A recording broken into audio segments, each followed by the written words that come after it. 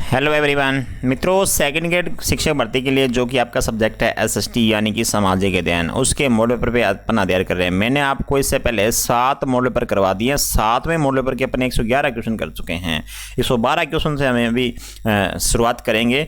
तो SST model paper के नाम से प्ले लिस्ट बनी हुई है, उसमें आपको इससे जो पीछे वाले जो 6 मॉडल पेपर हैं वो आपको वहाँ जाके मिल जाएंगे। फर्स्ट और सेकंड दोनों पेपरों के जो है आपके मॉडल पेपर मैंने बना रखे हैं। दोनों की प्ले लिस्ट अलग अलग बनी हुई है, आप वो वीडियो आप जाके जरूर देखें मित्रों। आपके 20 मॉडल पेपर करवा दूंगा आपके एग्जाम से पहले।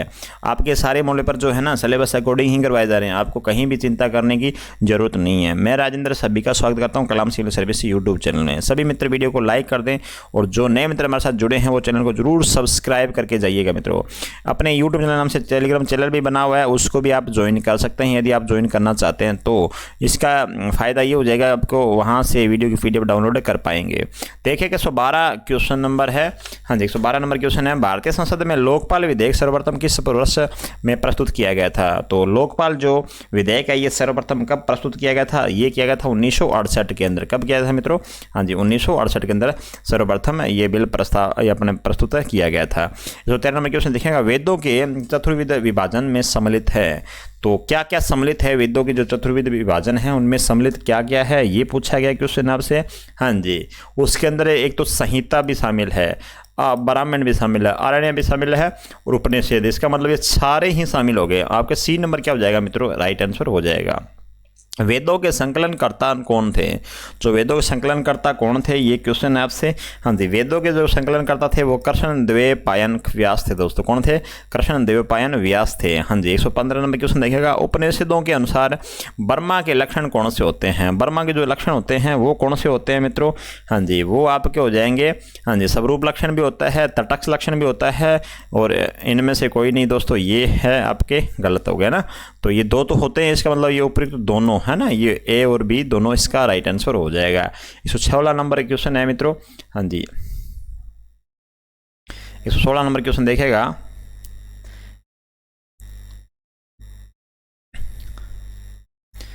सत्य ज्ञान मनंतम ब्रह्मा के परिचायक हैं। सत्य ज्ञान मनंतम ब्रह्मा के परिचायक हैं कौन है मित्रों?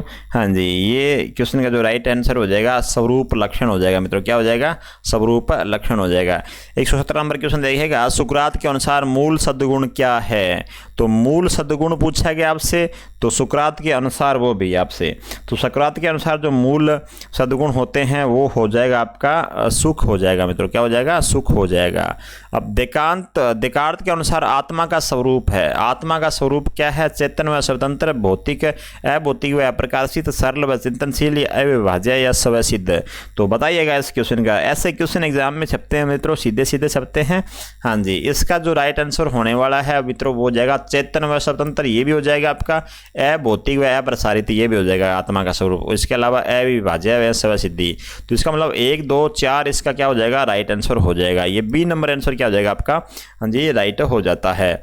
तो आगे बढ़ते हैं, आगे देखिएगा 119 नंबर क्वेश्चन है, देकार्त के अनुसार आत्मा का आधार या वास स्थान क्या है? देकार्त के अनुसार पूछा गया आत्मा का आधार या वास स्थान कौन सा हो जाएगा? हाँ जी, उसका जो वास स्थान हो जाएगा वो हो जाएगा पिनियल ग्रंथि हो जाएगी। क्या हो जाएगी? पिनियल ग्रंथि, जिसे शीर्ष ग्रंथि भी कहते हैं। तो 119 नंबर का 1 नंबर आंसर सही हो जाएगा। शरीर और मन के बीच क्रिया प्रतिक्रिया होती है मित्रों। शरीर और मन के बीच जो क्रिया प्रतिक्रिया होती है वो कहाँ होती है?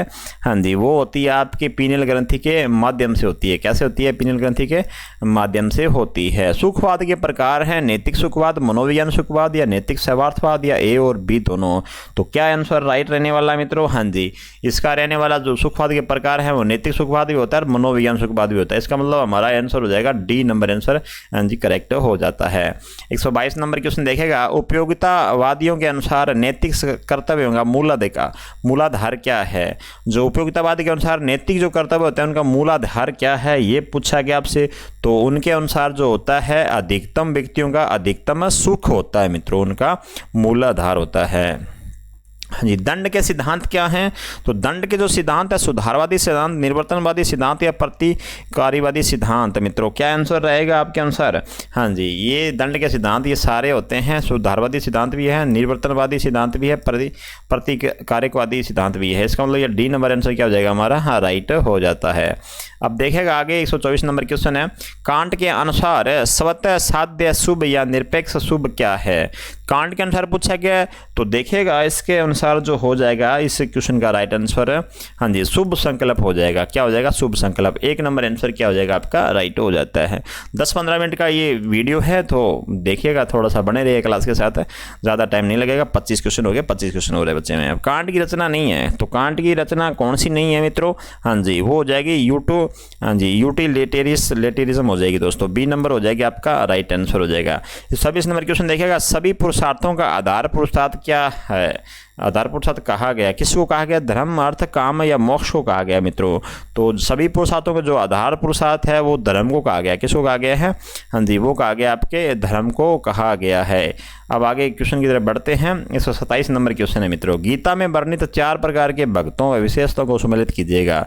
ये आपके दे रखे हैं इधर साइड में, हाँ जी, और इनकी विशेषता दे रखी है। ये 4 प्रकार के क्या भक्त हैं और इनकी क्या है? ये विशेषताएं हो जाएंगी आपकी। तो इसका क्वेश्चन का जो राइट आंसर होने वाला देखेगा, अर्थार्थी का संसारिक पदार्थों की प्राप्ति के लिए भजन करने वाला। दोस्तों ये तो आमने सामने सही हो गया हमारा, है ना। तो ये तो बिल्कुल इसके जैसे जैसे लिखा हुआ है वैसे ही सही है ये। अब ये अर्थ दे रखा है दोस्तों, क्या दे रखा है? ये अर्थ दे रखा है ना। तो अर्थ ईश्वर, ये इसका जो हो जाएगा मित्रों वो हो जाएगा आपका, हाँ जी, इसका हो जाएगा दुखों से छुटकारा पाने हेतु भजन करने वाला अर्थ होता है। जिज्ञासु क्या होता है मित्रों? जो जिज्ञासु होता है ईश्वर को यथार्थ रूप से जानने की इच्छा रखने वाला जिज्ञासु होता है मित्रों। और ज्ञानी क्या होता है? ज्ञानी होता है दुखों से छुटकारा पाने हेतु भजन करने वाला।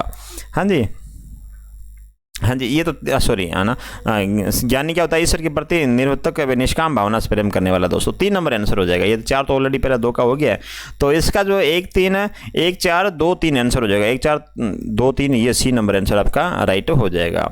बढ़ते हैं आगे क्वेश्चन की तरफ। तो देखिएगा 128 नंबर क्वेश्चन है आपके मोबाइल के स्क्रीन के ऊपर, जैन दर्शन से संबंधित है। जैन दर्शन से क्या संबंधित है मित्रों? हाँ जी, जैन दर्शन से भाव आश्रव द्रव्य आश्रव दोस्तों ये भी है, भाव संवर द्रव्य संवर ये भी है, भाव निर्जरा और द्रव्य निर्जरा दोस्तों। इसका मतलब हमारा डी नंबर आंसर क्या हो जाएगा? करेक्ट हो जाएगा आपका, जैन धर्म से संबंधित हो जाएगा। बौद्ध दर्शन के अनुसार अविद्या और दुख के बीच की 12 कड़ियों को कहा जाता है। तो बौद्ध दर्शन के अनुसार पूछा गया अविद्या और दुख के बीच की जो 12 कड़ियां हैं उन्हें क्या कहा जाता है? हाँ जी, उन्हें कहा जाता है मित्रों, हाँ जी, ये सारे कहा जाते हैं। तो द्वादश निदान, संचार चक्र, बहु चक्र, धर्म चक्र और भव चक्र ये सभी कहा जाता है मित्रों। इसका मतलब हमारा सी नंबर क्या हो जाएगा? आंसर राइट हो जाता है। अब आगे क्वेश्चन देखिएगा 130 नंबर क्वेश्चन है, बहुत अच्छा क्वेश्चन है। गांधी जी के न्याय सीता के सिद्धांत के बारे में सही कथन बताना आपको। गांधी जी के न्याय सीता सिद्धांत के बारे में सही कथन आपको पहचानने हैं। तो कौन सा सही कथन होगा? देखोगे न्याय सीता सिद्धांत आवश्यकता से अधिक संचित धन संपत्ति पर लागू होता है। इसका मतलब ये भी है संपत्ति के स्वामी को न्यास के रूप में संपत्ति के संरक्षण स्वीकार कर संपत्ति के सामूहिक उपभोग स्वीकार करना, ये भी सही है ना। संचित संपत्ति के व्यक्तिगत स्वामित्व व व्यक्तिगत उपभोग का निषेध करना दोस्तों ये शामिल हो गए। तीनों ही सत्य हमारे हो जाएंगे, है ना, सही कथन हो जाएंगे। इसका मतलब हमारा आंसर क्या हो जाएगा? डी नंबर आंसर हमारा सही हो जाएगा। तो आगे बढ़ते हैं 131 नंबर क्वेश्चन की तरफ। नवाचार शिक्षण की विधियों की मुख्य विशेषता है। तो मुख्य विशेषता क्या है?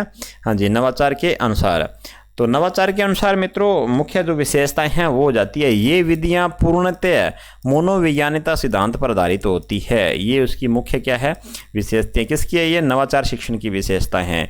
132 नंबर क्वेश्चन देखिएगा, मनुष्य एक सामाजिक प्राणी है जो समाज को आवश्यक नहीं समझता, वह या तो भगवान है या पशु है। यह कथन देने वाले व्यक्ति कौन थे मित्रों? हाँ जी, ये कथन देने वाले व्यक्ति थे आपके कौन? अरस्तु थे। कौन थे मित्रों? अरस्तु थे आपके, है ना। तो ये डी नंबर इस क्वेश्चन का राइट आंसर हो जाएगा मित्रों। अपने आंसर का मिलान करते रहिएगा साथ साथ में। माध्यमिक शिक्षा आयोग ने सामाजिक अध्ययन को माना है।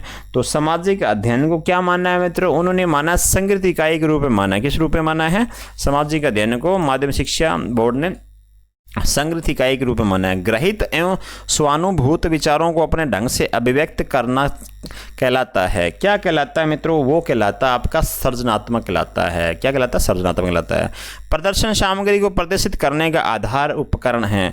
तो प्रदर्शन सामग्री को जो प्रदर्शित करने का जो आधार उपकरण है मित्रों, वो आपका हो जाएगा, क्या हो जाएगा? बुलेटिन बोर्ड हो जाएगा। क्या हो जाएगा? बुलेटिन बोर्ड हो जाएगा। आपका 135 का राइट आंसर हो जाएगा बी नंबर, है ना। आगे बढ़ते हैं मित्रों, 136 नंबर क्वेश्चन देखिएगा। 136 नंबर क्वेश्चन है आपके मोबाइल की स्क्रीन के ऊपर। सामाजिक अध्ययन में दूरदर्शन महत्वपूर्ण है। दूरदर्शन क्यों महत्वपूर्ण है सामाजिक अध्ययन के अंदर? बताइएगा। हाँ जी, जो दूरदर्शन है इसलिए महत्वपूर्ण है दोस्तों, क्योंकि अधिक विश्वसनीय प्रभावी साधन है। ये सामान्य ज्ञान का विकास करता है। ये समसामयिक विषय वस्तु का ज्ञान प्रदान करता है। करंट के साथ हमें जोड़ता है दोस्तों दूरदर्शन, है ना। अलग अलग जहाँ जहाँ की खबरें होती है वो हमें तुरंत पहुँचा देता है। तो इसका मतलब हमें ये जो ऊपर वाले जो 3 कथन लिखे हुए तीनों ही सही हो जाएंगे। डी नंबर आंसर क्या हो जाएगा हमारा? सही हो जाएगा। नाटक निम्न में से किस श्रेणी में आता है मित्रों? नाटक कौन सी श्रेणी में आता है? हाँ जी, नाटक जो आता है हमारा वो दृश्य सर्वे में आता है। किस में आता है? दृश्य सर्वे में आता है। बहुत अच्छा क्वेश्चन है दोस्तों, ये आपके एग्जाम में पक्का ही छपने वाला है। 137 नंबर क्वेश्चन क्या कर लीजिएगा? हाँ जी, इसको इंपॉर्टेंट कर लीजिएगा। अब देखेगा CURRERE का शाब्दिक अर्थ बताना है इसका, क्योर का। इस का शाब्दिक अर्थ क्या होता है? इसका जो शाब्दिक अर्थ होता है दौड़ का मैदान होता है मित्रों। क्या होता है? दौड़ का मैदान। इसका राइट आंसर हो जाएगा आपका 138 का क्या कर लीजिएगा? बी नंबर आंसर सही कर लीजिएगा। 139 नंबर क्वेश्चन है। पाठ्य पुस्तक कक्षा कक्ष के प्रयोग के लिए निर्धारित की गई वस्तु पुस्तक है। उक्त वाक्य किसका है दोस्तों? ये जो पाठ्य पुस्तक होते हैं कक्षा कक्ष के प्रयोग के लिए क्या होती है? निर्धारित की गई पुस्तक है ये। तो ये वाक्य कहने वाले व्यक्ति कौन थे मित्रों? ये वाक्य कहने वाले व्यक्ति थे बेकन थे। कौन थे मित्रों? बेकन थे। 1 नंबर आंसर क्या हो जाएगा इसका? सही हो जाता है। 140 नंबर क्वेश्चन देखिएगा। प्रस्तावना प्रश्नों के अंतर्गत किस शिक्षण सूत्र की अनुपालना होती है? तो किस सूत्र की अनुपालना होती है मित्रों? हाँ जी, वो होती है आपके ज्ञात से अज्ञात की ओर होती है मित्रों। किसकी होती है? ज्ञात से अज्ञात की ओर अपन बढ़ते हैं। आगे वाले क्वेश्चन से पहले आपको बता देता हूं, जो भी नए साथी है वो चैनल को जरूर सब्सक्राइब करें। हाँ जी, आप वीडियो को स्किप मत करें, पूरा देखें। आपके एग्जाम से पहले ये सारे वीडियो आपके लिए बहुत अच्छे साबित होने वाले हैं। हाँ जी, 141 नंबर क्वेश्चन है, तो देखिएगा 141 नंबर क्वेश्चन।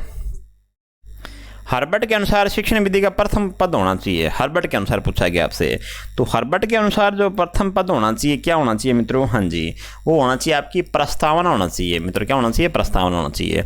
हर्बर्ट के उपागम को कहा जाता है, हर्बर्ट के जो उपागम है उसको क्या कहा जाता है? उसको कहा जाते हैं पंचपदीय प्रणाली कहते हैं मित्रों। क्या कहते हैं? पंचपदीय प्रणाली कहते हैं। इकाई की 4 सोपान प्रस्तावना, नियोजन, अनुसंधान व अवबोध किस विद्वान ने बताए हैं? तो ये बताने वाले व्यक्ति कौन थे? ये बताने वाले व्यक्ति थे ग्रामबस थे। कौन थे मित्रों? ग्रामबस थे ये। 144 नंबर क्वेश्चन की तरफ बढ़ रहे हैं, तो वीडियो को आप लाइक करें मित्रों, जो भी नए साथी जुड़ा हमारा। हाँ जी, 144 नंबर क्वेश्चन देखिएगा।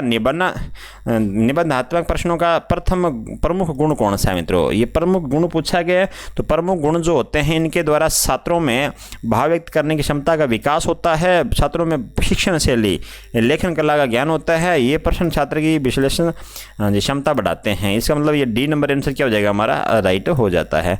एक अच्छी इकाई योजना के गुण क्या हैं? एक अच्छी इकाई की योजना के जो गुण होते हैं, आवश्यक पाठ्य वस्तु का समावेश होता है, उसमें छात्रों द्वारा मानसिक एवं शारीरिक शिक्षण में सक्रिय रूप से भाग लेने में सक्रिय व्यवस्था होती है उसमें।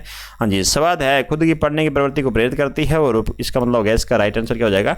हाँ जी, डी नंबर इसका राइट आंसर हो जाएगा मित्रों। 146 नंबर क्वेश्चन देखिएगा आपके मोबाइल के स्क्रीन के ऊपर। किसी ऐतिहासिक पात्र की वेशभूषा में सुसज्जित